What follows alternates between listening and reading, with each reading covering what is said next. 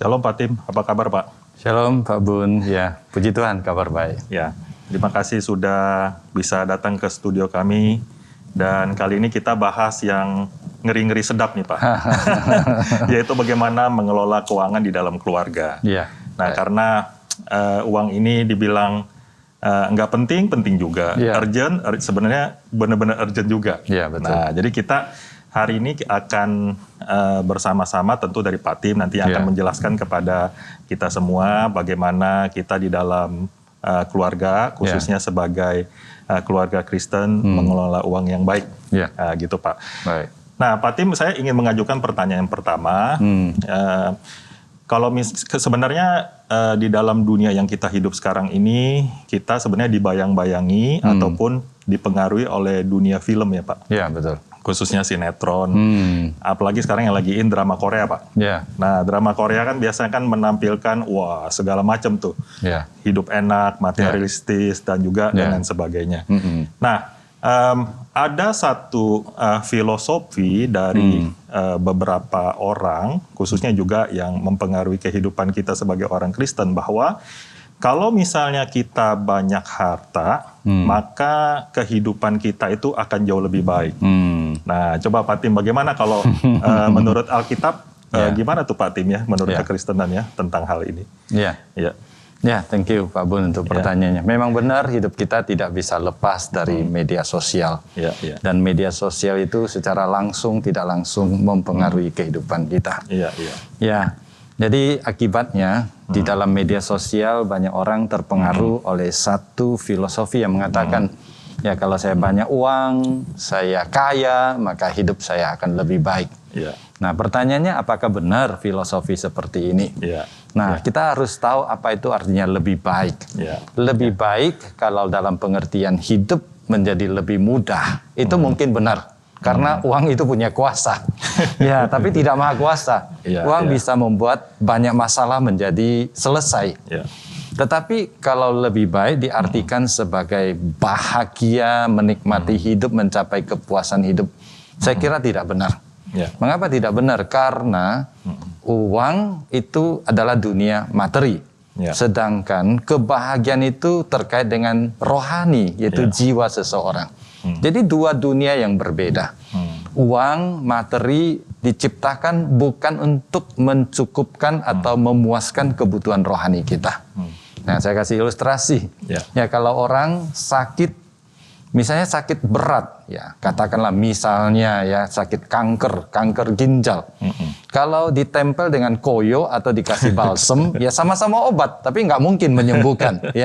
Balsem dan koyo bisa menyembuhkan, tapi untuk penyakit luar. Tapi di dalam harus obat dari dalam, kemo misalnya. Seperti itulah. Jadi sayang sekali dunia hari ini banyak orang, saya kira termasuk orang Kristen juga, merasa terlalu naif pikirannya sehingga berpikir kekayaan itu sama dengan kebahagiaan. Seperti tadi terpengaruh cerita-cerita di media sosial, melihat orang hidup mewah, pakai mobil bagus, keliling dunia. Nah, dia pikir dia sedang bahagia. Saya kira belum tentu. Jadi akibatnya banyak orang terjebak di dalam mengejar harta dengan cara yang tidak benar. Jadi kalau misalnya kita nanti lihat drama Korea atau media sosial, sikap kita jadi gimana Pak Tim? Saya kira itu sekedar hiburan saja. Boleh diambil hiburan sebagai bagian dari hiburan, refreshing. Kemudian saya kira di balik daripada semua film, semua cerita itu ada filosofinya. Nah kita harus menilai pakai kacamata Kristen, pengajaran Alkitab. Jadi jangan kebawa perasaan ya Pak Tim ya, jangan baper terlalu banyak ya.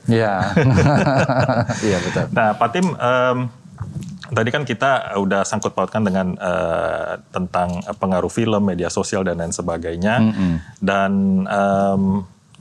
sekarang sebenarnya waktu kita mengelola uang keluarga, prinsip utama kekristenan apa nih Pak Tim yang mesti kita kejar dulu, yang mesti kita perhatikan dalam mengelola keuangan keluarga? Betul. Jadi kita berbicara tentang keuangan secara umum. Sekarang kita zoom in Pak, kepada keluarga. Jadi bagaimana prinsip sebagai orang Kristen, apa yang harus menjadi pegangan utama kita, prinsip kita dalam mengelola keuangan. Nah, Pak Bun, sebelum berbicara prinsip, saya berpikir kita perlu berbicara tentang cara atau mekanisme manusia mengambil keputusan. Karena keputusan itu menentukan tingkah laku kita. Ya, jadi kalau kita lihat, ya, orang dia perilaku keuangannya, misalnya dia orangnya boros banget, atau dia hidup bijaksana, suka menabung. Sebenarnya itu adalah hasil fenomena saja. Dari sesuatu yang lebih dalam, yaitu hatinya. Oleh sebab itu, saya kira ya Pak Bun juga sering mendengar orang mengatakan the heart of the problem is the problem of the human heart. Jadi kalau hati dikendalikan, maka segala masalah, prinsip ya akan benar. Tapi kalau hati yang tidak terkendali, maka masalahnya akan berbeda. Ya, jadi itu berbicara tentang hati dulu. Nah, hati harus dikuasai oleh kebenaran, oleh firman Tuhan, ya, oleh pengajaran yang benar. Baru nanti dia akan menghasilkan keputusan, menghasilkan tindakan-tindakan yang benar seperti itu. Ya, jadi mulai dari hati. Ya, jadi hatinya itu mesti dipengaruhi dulu oleh kebenaran firman. Kebenaran firman. Sehingga dengan demikian maka kita memiliki satu judgement yang baik bagaimana mengelola keuangan keluarga. Ya, betul. Biar lebih baik. Ya, betul. Nah, sekarang Pak Tim, dunia tuh sebenarnya banyak menawarkan pelbagai cara ya, Pak Tim ya. Kita kan udah sama-sama tahu mendengar tentang berita-berita khususnya yang baru beredar ini nih ya tentang investasi bodong. Betul. Investasi bodong ya, ada YouTuber-YouTuber yang akhirnya ditangkap karena mereka mempengaruhi orang-orang banyak supaya mereka ikut dalam investasi seperti demikian. Nah, mereka menawarkan kaya secara instan gitu Pak Tim. Nah, sebenarnya menurut kekristenan, apakah ada satu guideline bagaimana memperoleh income yang baik dan yang tidak baik? Nah, kira-kira panduannya gimana? Nah, apa nih income yang benar kira-kira seperti apa menurut kekristenan? Yang tidak benar, nah mesti apa? Gitu ya. Iya, betul. Saya kira sekarang dunia ini ya dilanda pandemi. Ya, pandemi belum selesai, perang di Ukraina. Ya, saya dengar mereka yang berada di dunia bisnis berteriak dari dulu ya. Dunia itu ke ekonomi susah, bisnis macet dan sebagainya. Nah, dalam keadaan demikian ya banyak sekali tawaran-tawaran. Ditambah dengan sikap dasar hati manusia yang banyak yang ingin cepat kaya. Nah, pertama-tama Alkitab ya tidak menentang orang kaya. Karena di dalam Alkitab banyak orang kaya itu temannya Tuhan, sahabatnya Tuhan. Abraham, Daud, Ayub, di Perjanjian Baru ada Lydia di Kisah Para Rasul, atau ada namanya Cornelius.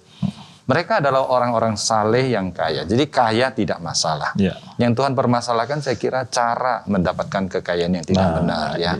Ya, jadi pertanyaan yang sangat relevan dari Pak Bun, bagaimana caranya? Ya, saya kira prinsip utama untuk mencari kekayaan itu adalah hati-hati.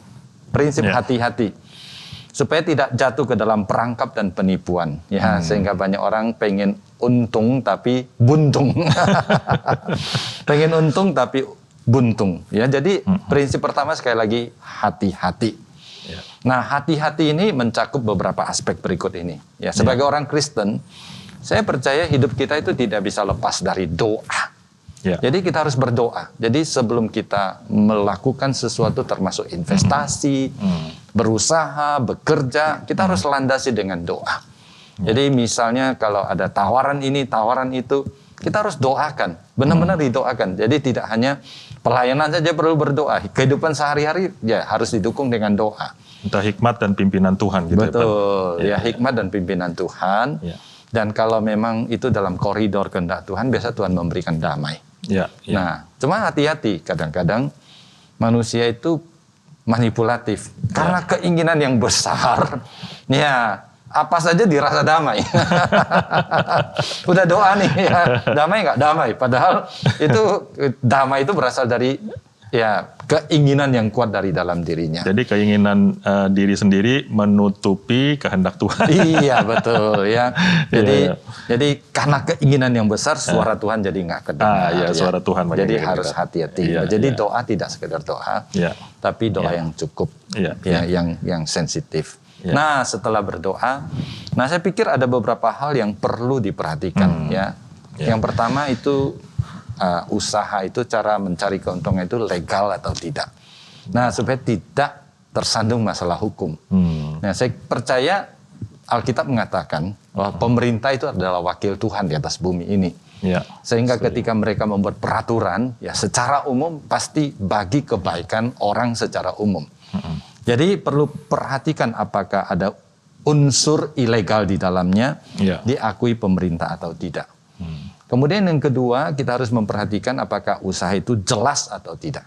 Jelas dalam pengertian jenis usahanya apa, penyertaan modalnya seperti apa, bagaimana cara modal itu dijalankan, ya supaya kita jelas. Kemudian penyelenggaranya siapa, pemilik modalnya siapa. Nah, paling baik kalau bisa ya orang yang bisa dihubungi. Kalau dari negeri anta beranta lalu kita tidak tahu, ini cuma dengar dari sini, ya ini kan lagi ngetren sekarang ya. Kita tidak tahu dari mana. Apalagi investasi di dunia virtual, Pak, yang jelas betul. Ya, di dunia virtual itu saya kira ini sesuatu yang sangat riskan. Kalau kita tidak tahu modalnya lari kemana, bagaimana dijalankan. Betul. Lalu siapa peserta usahanya. Tapi satu hal lagi yang sangat penting yaitu risiko. Ya, jadi banyak orang cuma mau terima, wah ini bagus, untungnya besar. Risikonya apa? Ya, begitu. Ya, begitu, Pak. Ya, jelas tadi Pak Tim udah kasih beberapa guideline kepada kita yang saat ini mendengar atau menyaksikan Family Corner. Berarti kalau yang model instan begitu dapat income-nya, kita mesti betul ekstra hati-hati ya Pak Tim ya. Betul. Ya, kadang-kadang kan kalau misalnya kita sedang browsing di internet, ada iklan pop-up yang muncul, kadang-kadang kan mereka menawarkan judi online. Dan juga pinjaman online dan sebagainya. Kalau bisa jadikan itu apa Pak? Digeser aja ya Pak ya? Dilewatkan aja. Dilewatkan aja. Logika saya ya. Kalau dapat untung segampang itu, seluruh dunia orang jadi kaya. Iya. Apalagi kemarin yang kita lihat ya, yang akhirnya investasi bodong itu juga banyak yang ditangkap gitu Pak ya. Memang tidak diizinkan atau dilegalkan oleh pemerintah seperti demikian. Nah, Pak Tim tadi kan kita udah ngomong soal income nih Pak ya. Iya, betul. Tadi Pak Tim udah jelaskan beberapa guideline yang orang Kristen perlu waspadai yang perlu memiliki satu penilaian dan judgement yang baik. Nah, sekarang kita masuk ke dalam prinsip pengeluaran atau pembelanjaan uang nih Pak Tim. Nah, ini dia. Jadi apa Pak yang perlu kita perhatikan sebagai orang Kristen Pak? Ini termasuk ibu-ibu, bapak-bapak dan anak-anak. Nah, ini dia. Apalagi sekarang kan belanja online ya Pak Tim ya. Betul. Bahwa kita pun lagi nonton TV, lagi tiduran pun masih bisa belanja Pak. Nah, kira-kira menurut Pak Tim apa yang perlu diperhatikan Pak Tim? Shalom. Hidup keuangan kan terdiri dari beberapa unsur ya, tadi sudah kita sebut. Ya, prinsip, kemudian pemasukan, ya bagaimana supaya pemasukan kita itu wajar dan bertanggung jawab. Tapi kita juga harus memakai uang secara bertanggung jawab. Nah, saya kira kalau ketika kita berbicara tentang pengeluaran, kita harus bijak ya dan mengandalkan hikmat yang Tuhan berikan kepada kita. Nah, jadi hikmat itu membuat kita mengambil keputusan yang tepat. Jadi kita tetap harus bersandar kepada Tuhan. Tapi di atas itu ada beberapa prinsip yang lain ya, prinsip yang perlu kita lakukan. Nah, seringkali banyak orang berbelanja itu karena apa yang disebut dengan satu pembelian yang tidak butuh, tapi mau. Jadi harus membedakan. Yang pertama adalah antara butuh dan mau. Nah, saya kira yang betul adalah yang benar-benar kita butuhkan, baru kita beli, baru belanja, baru pakai uang. Yang mau itu banyak, tapi belum tentu kita butuh ya. Nah, kategori mau itu kadang-kadang beda tipis ya, Pak? Beda tipis, ya susah bedain ya. Ya, kadang-kadang ya karena gengsi. Ya. Orang punya, kita juga harus punya. Betul. Atau karena korban iklan. Korban iklan, diskon dan sebagainya. Ya. Apalagi kalau ketemu 4 huruf tuh Pak, sale ya. Ya, betul. Apalagi kalau misalnya keluarga jalan-jalan ke mall gitu ya, ngelihat, wah ini sale berapa persen, wah langsung kita sepertinya tertarik ke sana. Ya, betul. Ya. Jadi memang prinsip pembelanjaan itu yang tadi Pak Tim jelaskan bahwa mesti ngerti dulu butuh nggak seperti itu ya, apakah jangan-jangan ini saya beli ini hanya sekedar mau doang, mau yang dibutuh-butuhkan. Iya. Kalau kita mau, kita bisa cari ini rasionalisasi. Nah ini butuh nih. Meskipun sekarang belum butuh ya, mungkin 3 tahun lagi butuh. Mungkin anak saya butuh. Jadi itulah manusia ya. Akhir rumah jadi penuh ya Pak, penuh barang-barang ya Pak ya. Iya. Nah. Tadi kita udah ngomong soal income dan pengeluaran dan lain-lain sebagainya. Nah sebenarnya ada satu bukan filsafat ya, satu gerakan zaman ya Pak. Yang maksudnya kita ini sebenarnya karena kan global, internet sudah maju dan lain sebagainya, yaitu tentang bahaya konsumerisme dan materialisme. Jadi konsumerisme ini kan memang sedikit enggak udah pasti mempengaruhi cara berpikir kita. Karena kan kita kan nonton, lihat YouTube dan lain-lain sebagainya seperti itu. Dan ada satu prinsip nggak ya Pak ya, yang membuat kita itu kalau waktu kita sedang nonton seperti itu ya, kita itu tidak terbawa gitu ya. Bagaimana mengalahkan rasa ketidakpuasan atau kekhawatiran terhadap materi agar terhindar dari pinjaman hutang dari kartu kredit, atau bahkan yang lebih ekstrim lagi orang-orang yang ingin mendapatkan sesuatu sampai terjebak ke dalam pinjaman online gitu Pak. Nah biasa kan orang pasangan-pasangan ada yang karena terpancing sehingga mereka untuk memuaskan, untuk membeli barang-barang yang dia inginkan dia sampai pinjaman online seperti itu. Gimana Pak Tim tentang caranya? Betul ya. Kembali kepada apa yang saya katakan tadi ya, seleksi pertama seharusnya kita pakai akal kita, logika kita, ya ini butuh atau mau ya. Tapi kadang-kadang kita ya seperti kata Pak Bun tadi, beda tipis 12-13 susah bedain ya. Nah sehingga pada kenyataannya memang banyak orang sekarang masuk ke dalam satu kebiasaan yang disebut dengan shopaholic. Ya, suka shopping. Jadi dia kayaknya belanja online itu kayaknya sudah jadi kebiasaan. Akhirnya ketika barang-barangnya datang, ketika lihat lemarinya, ini penuh dengan barang yang sebenarnya tidak butuh seperti itu ya. Jadi bagi saya sebenarnya kalau prinsip Alkitab ya di dalam 1 Petrus pasal 4 ayat 10 mengatakan kepada kita, kita diberikan banyak karunia. Betul. Dan kita harus menjadi pengelola karunia kita yang bertanggung jawab dan berhikmat. Nah, bagi saya satu hal yaitu kalau kita mau lepas daripada semua itu, ya kita harus memiliki penguasaan diri. Ya, penguasaan diri Alkitab mengatakan itu adalah salah satu unsur dari buah Roh Kudus. Jadi secara tidak langsung saya mengatakan bahwa peperangan rohani tidak hanya terjadi ketika kita melayani, ketika kita mengusir iblis, ketika kita melakukan pelayanan-pelayanan lain. Tapi peperangan rohani itu juga terjadi di dalam aspek ketika kita membelanjakan uang kita, memakai uang kita. Jadi kita harus jelas bahwa kita dititipkan Tuhan dengan segala berkat dan karunia itu. Dan itu harus dipakai untuk kemuliaan nama Tuhan. Amin. Amin. Nah itu prinsip yang sangat penting menurut saya Pak Tim ya. Kalau misalnya jempolnya diperban aja bagaimana Pak? Oke nggak Pak? Supaya nggak bisa belanja. Ada batas waktunya. Oke. Thank you Pak Tim. Saya rasa itu ada prinsip-prinsip yang baik yang kembali mengingatkan kita bagaimana kita harus menguasai diri dan juga bijak dalam mengatur hidup kita dan waktu kita.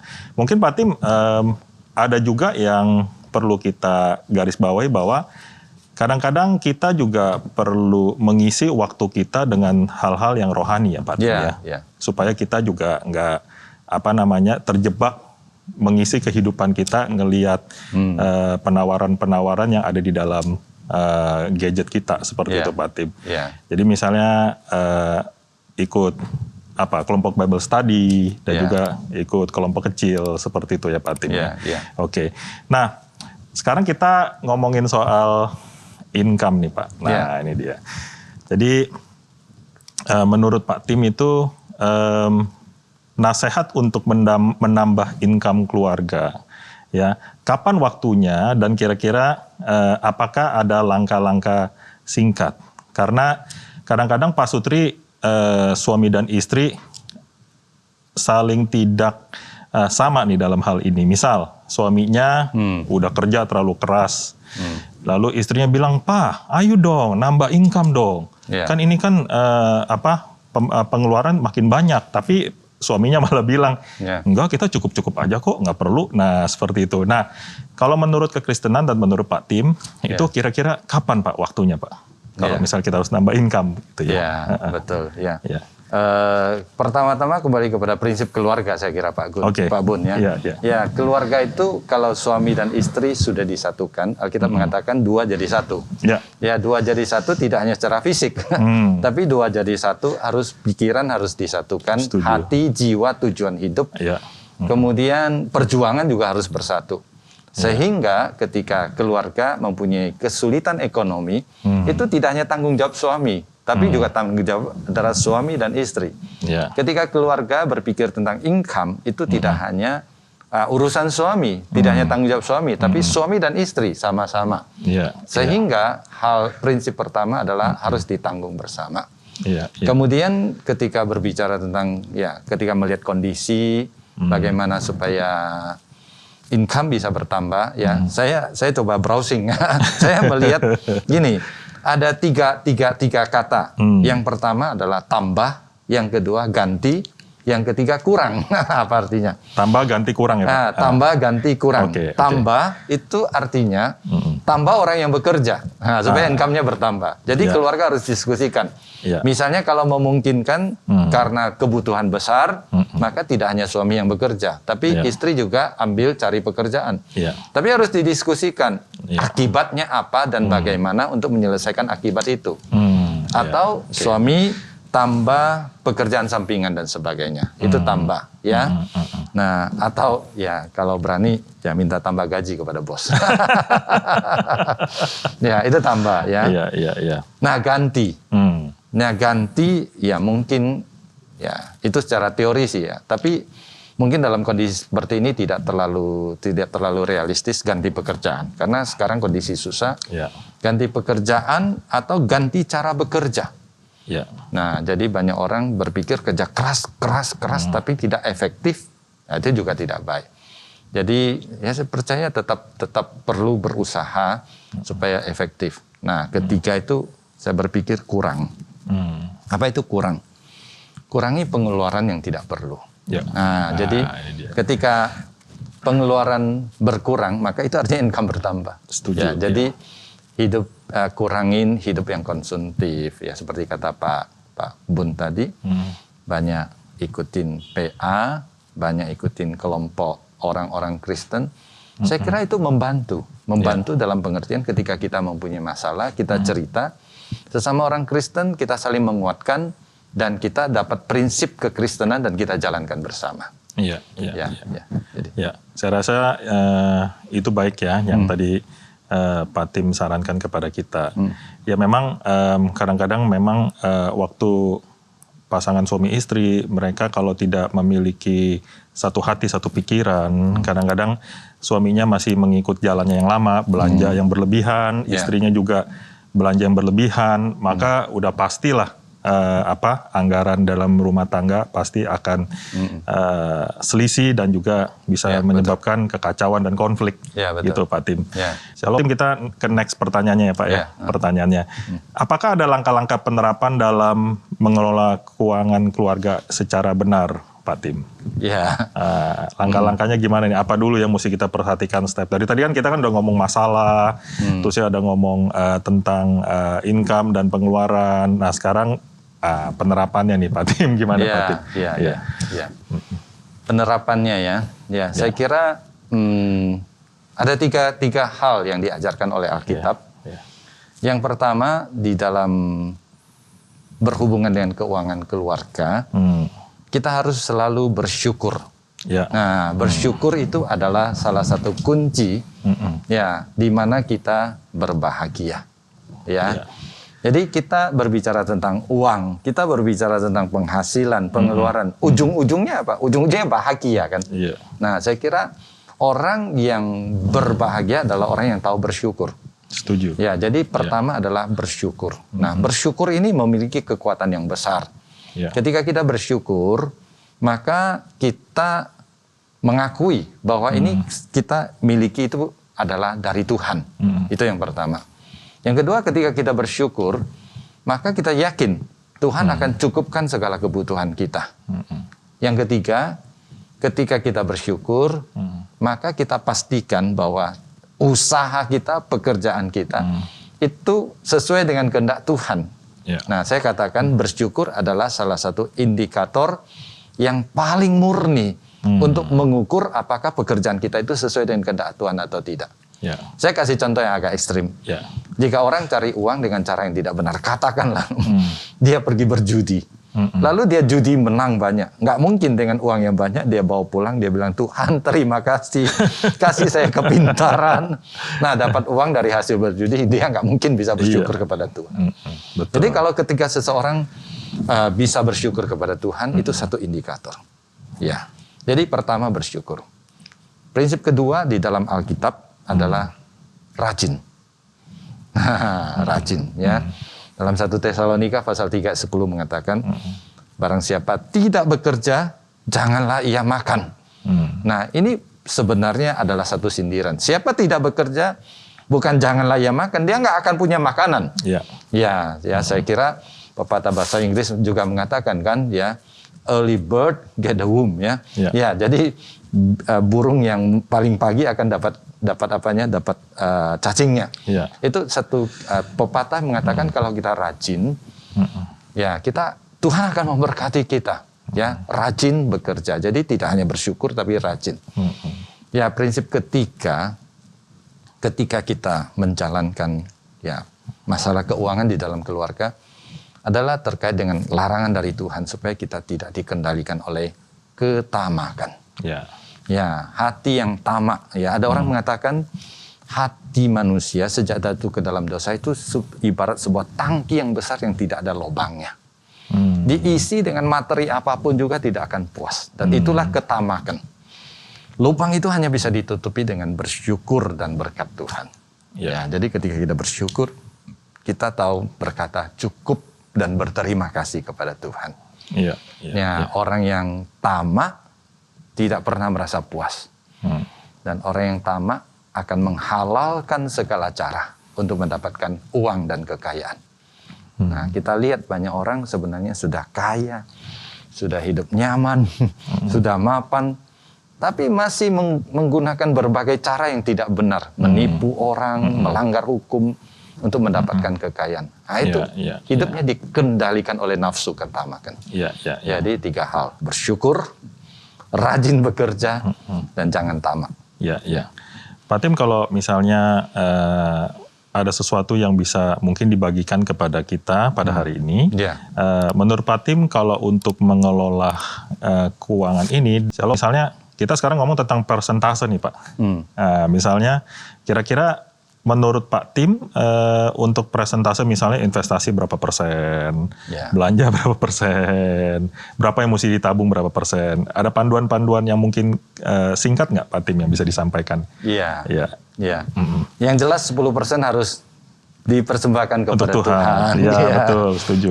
Pengalaman hidup pribadi saya dan pengalaman hidup banyak orang ketika kita dengan tulus memberikan persembahan, ucapan syukur bukan supaya Tuhan lebih besar memberkati kita. Enggak ada udang di balik batu Jadi kita tulus membawa persembahan ucapan syukur kepada Tuhan. Tuhan pasti akan memberkati kita. Kemudian jika memungkinkan saya berpikir kalau bisa antara 10 dan 20% kita pakai untuk tabung. Pakai untuk tabung.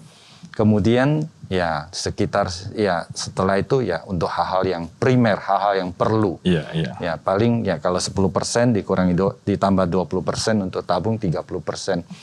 Ya sekitar 50% itu kita pakai untuk hal-hal primer. Sandang, pangan, studi, ya kebutuhan primer lainnya. Baru nanti sisa sekitar ya 10-20% kita pakai untuk rekreasi. Jadi perlu juga dianggarkan untuk rekreasi. Betul. Ya, jadi rekreasi termasuk ya mungkin yang sekunder lah. Memang tiap keluarga itu kan variatif ya, Pak Tim ya, dalam keuangan dan cara mengelola keuangannya. Tetapi terima kasih Pak Tim. Saya rasa hari ini sudah cukup baik. Gimana kita bisa memperoleh sesuatu yang bisa kita langsung terapkan. Bagaimana kita mengelola keluarga di dalam kehidupan kita, khususnya kita sebagai orang Kristen, Pak Tim.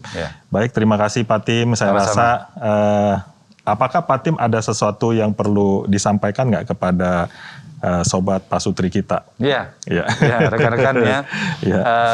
Ketika saya mempersiapkan materi seperti ini, saya membaca buku dari Bapak Gary Collins. Dia memberikan empat slogan yang bagus tentang keuangan. Dia berbicara tentang keuangan di dalam keluarga. Yang pertama, orang Kristen harus mendapatkan keuangan secara jujur, gained honestly. Yang kedua, invested carefully, kita menginvestasi dengan hati-hati. Yang ketiga, dia berkata spend realistically.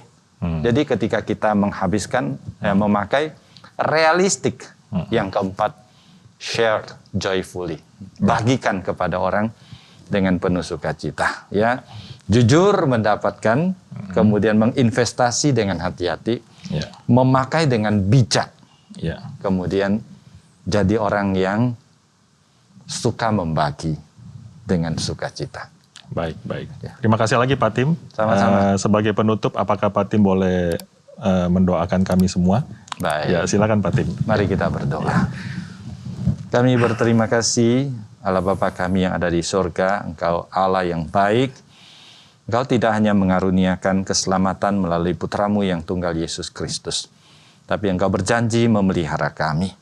Khususnya di masa sulit seperti ini, kami sungguh perlu pertolongan Tuhan. Kami mengakui pandemi dan berbagai kesulitan dunia membawa kehidupan ekonomi mengalami banyak tantangan. Dalam kondisi seperti ini, ajar kami untuk bersandar kepada Tuhan. Pertama-tama Tuhan yang tolong supaya hati kami sungguh-sungguh dikendalikan oleh kebenaran.